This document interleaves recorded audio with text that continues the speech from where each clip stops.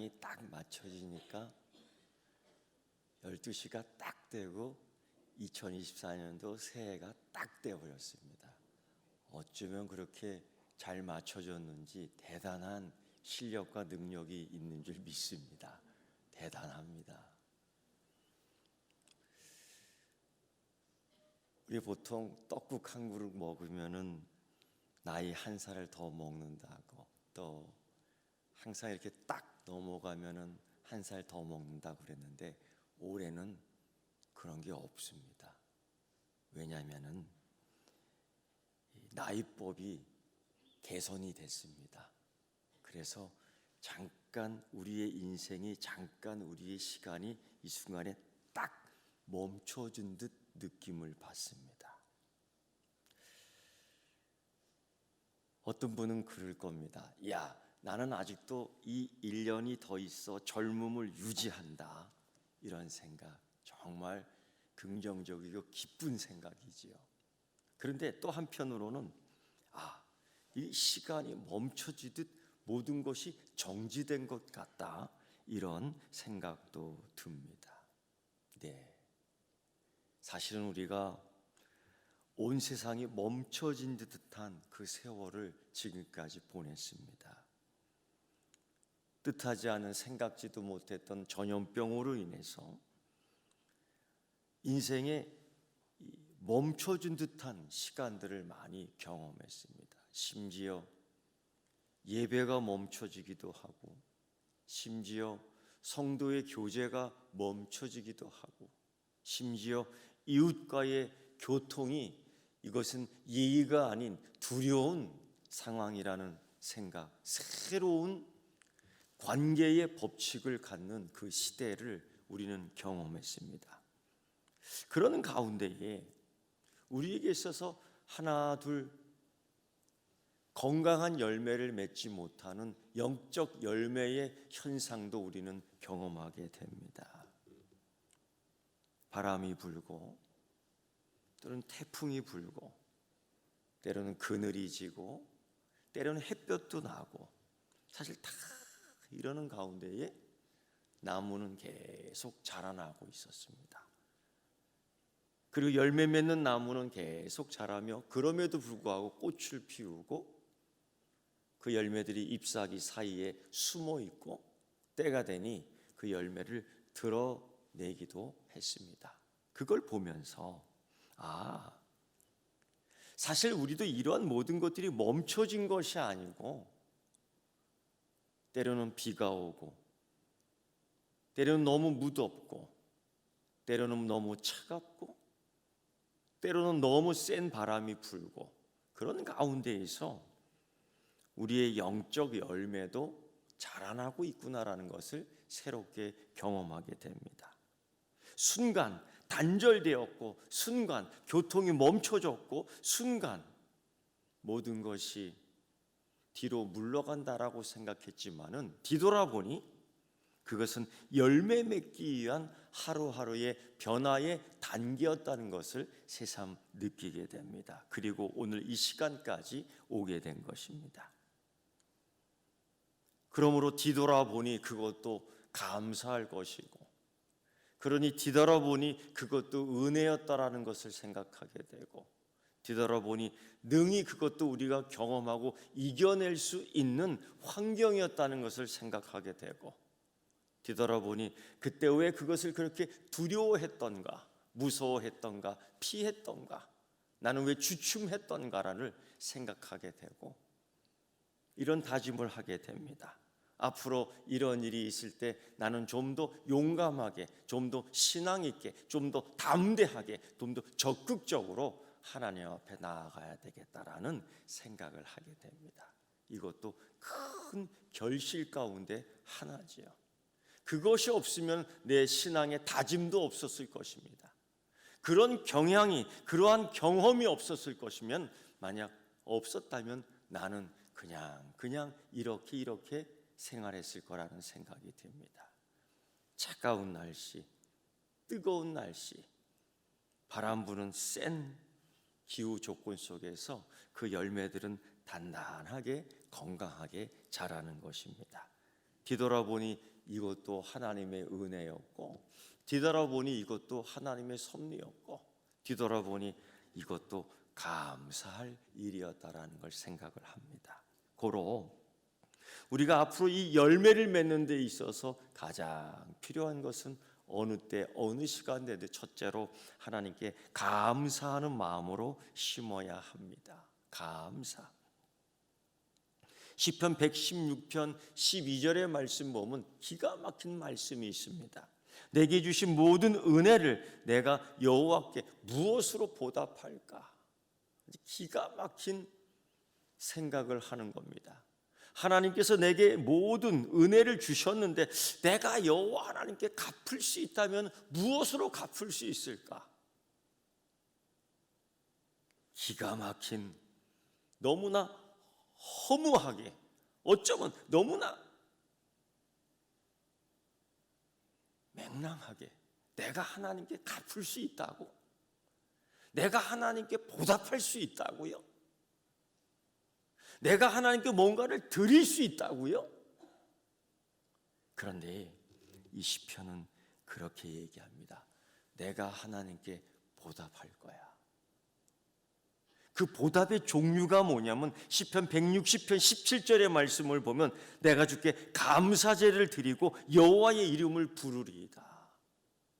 주님 내게 은혜를 주셨는데 내가 여호와 하나님께 무엇으로 보답할까? 세상 사람들은 과연, 어떤 이들은 과연 하나님께 내가 무엇으로 갚을 수 있을까 했을 때에 그는 이렇게 얘기합니다. 내가 감사로서 감사의 예배를 드리고 하나님께 감사합니다라는 부르짖음 속에서 내가 여호와의 이름을 부르겠나이다. 이것이, 감사하는 것이 하나님의 은혜에 보답하는 방법 가운데 제일 좋은 것입니다.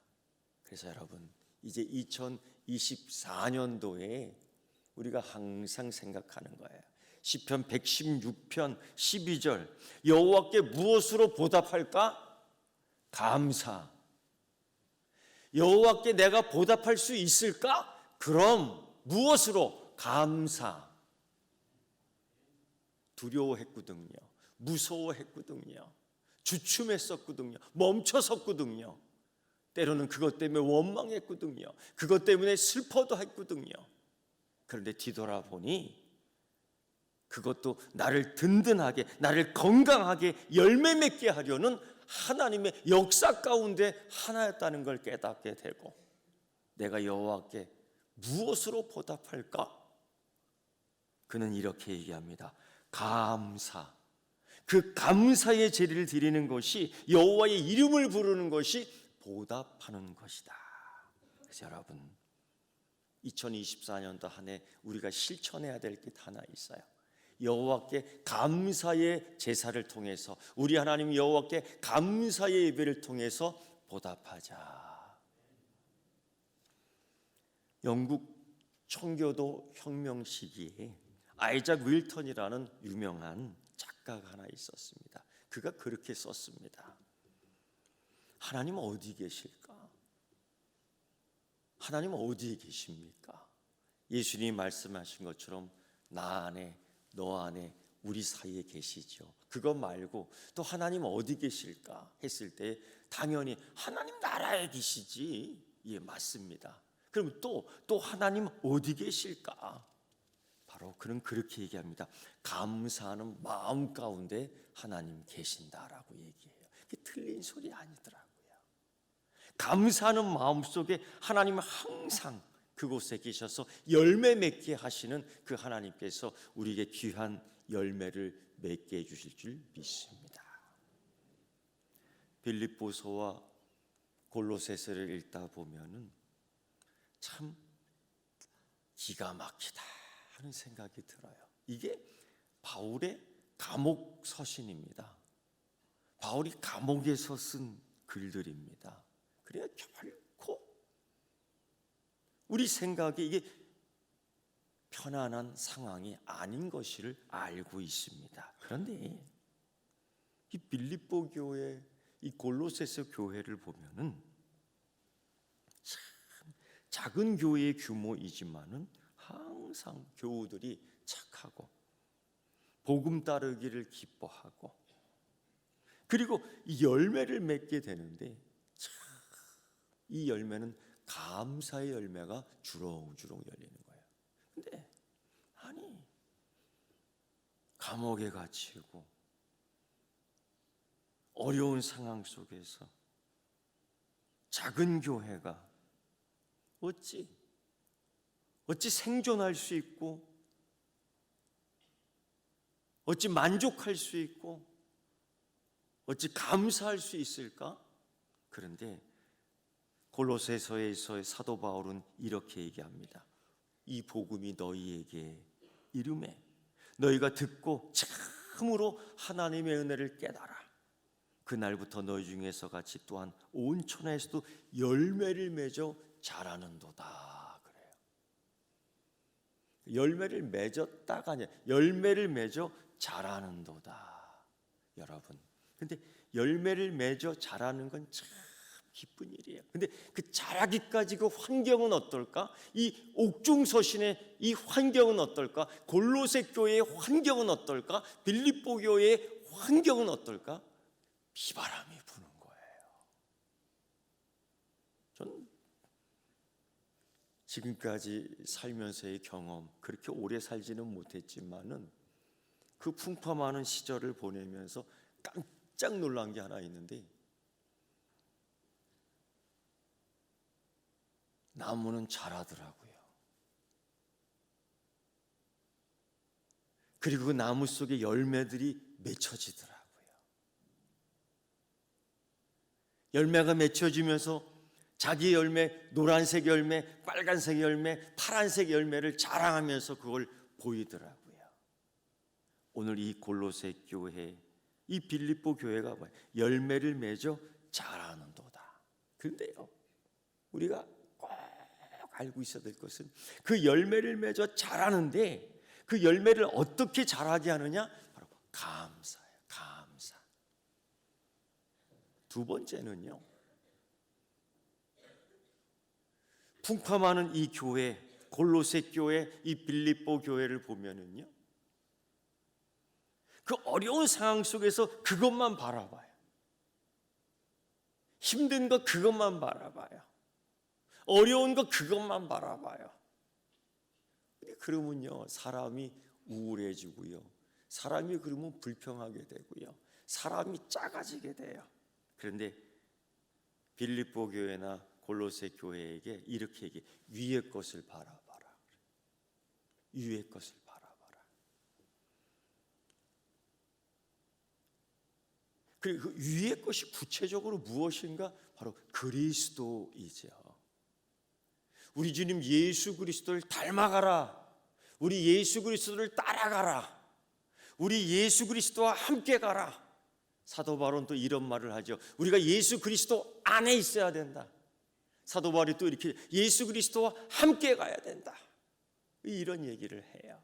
사도 바울은 밑에 바라볼 수 있는 거, 옆을 바라볼 수 있는 거, 아래로 바라볼 수 있는 많은 환경들이 있지만은 그런 거 바라보기 전에 먼저 위의 것을 바라보라 그래요. 예수 그리스도의 그 십자가 말이에요. 예수 그리스도의 낮아심이 있잖아요. 예수 그리스도의 높아지심이 있잖아요.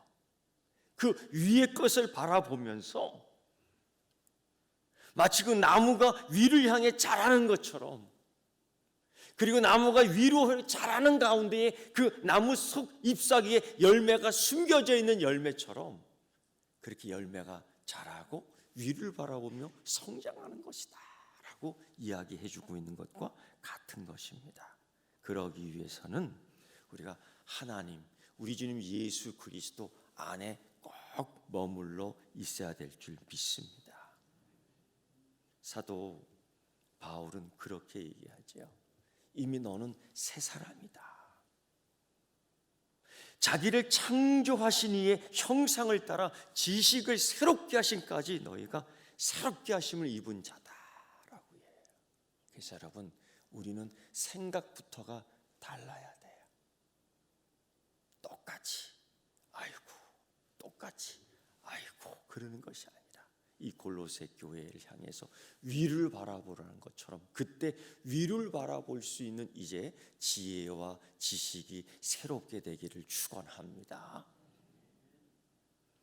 세 번째는요, 그 열매가 무슨 열매냐? 평강의 열매예요. 우리 주님 예수 그리스도께서 항상 우리에게 평안을 주노라. 세상이 주는 것 같지 않은 그 평화, 세상이 주는 것 같지 않은 그 평안, 샬롬, 그걸 주노라. 여러분도 우리가 느끼게 되지만은 이 시대 이 상황에 살아가면서 우리 주변에 우리 상황에 우리 공간에 얼마나 샬롬이 부족합니까? 얼마나 하나님 주시는 평강이 부족합니까? 우리는 충만, 은혜 충만, 믿음 충만, 성령 충만하는 소리를 많이 들었어요. 이제 내가 사는 내 가정, 이제 내가 사는 나의 동네, 이제 내가 사는 나의 기업, 이제 내 안에 있는 이 마음에 또 하나의 충만이 있어야 될 줄 믿습니다. 그게 뭐예요? 평강, 샬롬. 이것이 열매로 나타나야 될 줄 믿습니다. 그런데 이 열매를 어떻게 이거 만들어 가느냐? 여러분, 감사예요. 감사를 잃어버린 사람들의 입에서는 항상 불평불만이 나오죠. 성경을 읽다 보면 일찍이 광야에 나왔던 이스라엘 백성들, 여러분, 광야는 불평할 수 있는 장소이기도 하지만은 광야는 하나님의 은혜를 경험하는 장소이기도 해요. 근데 그 불평하는 사람들은 왜 하나님의 은혜를 경험하지 못하느냐? 아니, 경험했어요. 근데 이 경험을 왜 느끼지 못하느냐? 위를 바라보지 못했기 때문이에요. 여러분, 제가 항상 여러분에게 강조하지만 세상에 여러분 가운데서 만나를 먹어보신 적 있어요? 만나를 먹어본 경험이 있습니까? 제가 또 이렇게 얘기하니까 나는 없는데. 아니, 우리는 매주일 우리 교회에서 만나를 먹잖아요. 먹으면서 제가 뭐라 그랬어요? 감사합니다라고 그랬어요. 그 훈련입니다. 사도 바울도요, 감사했으면 좋겠습니다가 아니에요. 감사해야 합니다. 왜? 그걸 통해서 하나님의 은혜를 더 붙잡는 거예요. 만나를 줬어요. 오늘 이스라엘 백성들이 그 광야에서 만나를 먹으면서도 불평하는 거예요. 맛없다고, 지겹다고. 여러분, 그게 아니잖아요. 그게 없으면 어떻게 이 광야에서 살 수 있어요? 우리가 그 점심을 먹지 않으면 어떻게 하루의 삶을 또 살 수 있어요? 그러니까 감사한 거예요. 그걸 만들어 주신 분 감사한 거예요. 그걸 섬겨 주셨던 분 감사하는 거예요. 저는 또 그리고 맛있게 먹어주니 감사한 거예요. 여러분, 그 광야에서 감사를 모르던 그 사람들, 감사를 모르던 그 백성들이 결국 은혜의 열매를 40년이 지나도록 맺지 못했어요. 그 열매가 40년 동안 그냥 달려있다가 그만 떨어져 버린 거더라고요. 왜? 감사가 열매를 맺게 하는 겁니다. 감사가. 그래서 여러분, 우리 2024년도에는 감사의 충만이 또 하나 있기를 축원합니다. 또 하나 있어요. 여러분, 예수 그리스도를 따르는 제자들도 참 하나님의 이적과 하나님의 기적과 하나님의 은혜의 말씀을 듣는데 은근히 불평이 있었어요. 은근히 수많은 사람들이 예수님 앞에서 말씀을 듣고 영적인 배부름을 갖고 있을 때에 한 제자가 그러지요. 이 사람들에게 어떻게, 빈들에 모여있는 이 사람들에게 어떻게 많은 양식으로 먹일 수 있습니까? 수많은 우리 주님 예수 그리스도의 은혜를 경험하고서도 부정적인 게 탁 튀어나온 거예요. 어떻게 할 수 있습니까? 성자 하나님 앞에서 어떻게 할 수 있습니까? 전능하신 하나님 앞에서 어떻게 할 수 있습니까? 말씀을 확 듣고 나서도 불신하는 거예요. 이런 불평. 향유를 우리 주님 예수 그리스도께 쫙 부어줬을 때 제자들이 불평한 거예요. 구제를 안 한다고요.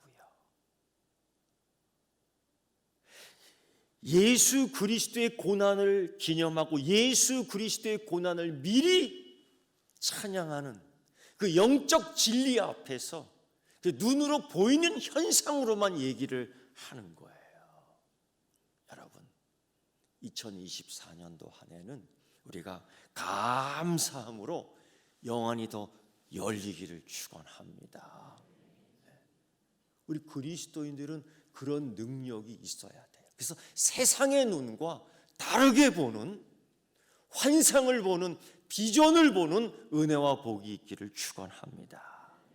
여러분, 이제 은혜로운 새해 맞이가 됐습니다. 아마 우리보다도 먼저 새해를 맞이하는 사람이 없었을 거예요.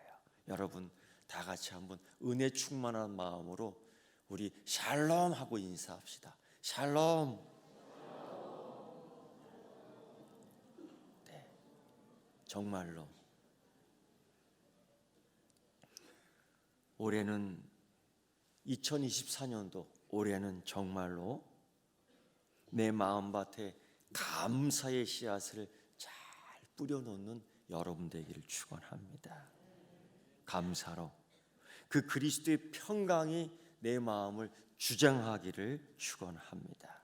여러분, 이제 2024년도 새해를 맞이하면서 이 마음 속에 감사로 찬양하며 평강의 열매로 충만한 여러분 되기를 축원합니다. 기도하겠습니다. 하나님, 주신 은혜의 열매, 의의 열매, 평강의 열매, 믿음의 열매 가득하게 하여 주옵소서. 무엇보다도 하나님께 보답하는 인생이 되게 하옵시고 2024년도에는 하나님께 보답하는 영혼이 되게 하시니 감사의 예배로 하나님께 보답하게 하여 주시옵소서. 위를 바라보게 하시되 위의 것을 바라보게 하시되 예수 그리스도를 따르는 주의 자녀들, 제자들 되게 하여 주시옵소서. 예수님의 이름으로 기도드리옵나이다. 아멘.